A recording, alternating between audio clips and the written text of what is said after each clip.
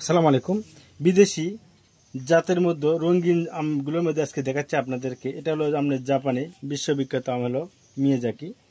এটা হলো আপনার আলফানচো। তারপর এটা হলো আপনার থাই ব্যানানা।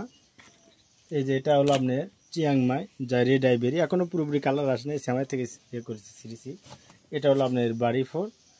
আর এটা হলো আপনার কিউজাই আম। এই যে দেখেন কত বড় বড় আম দেখছেন।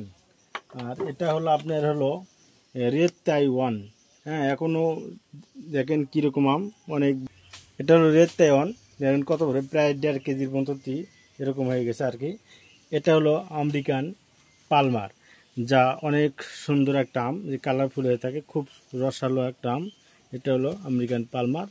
আর এটা হলো আপনাদের সুপরিচিত আমরা একটা গোপালভোগের একটা অংশ আর কি। আমাদের এই ছিল। আর বড় আরও দেশি প্রজাতির আম আছে, সেগুলো দেখানোর সময় নাই।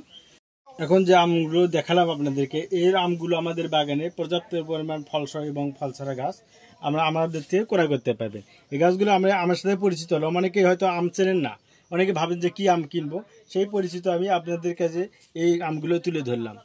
এরকম আমাদের ফলছাড়া এবং ফলসহ গাছ অনেক স্টক আছে, ইনশাল্লাহ চাইলে আপনারা নিতে পারেন।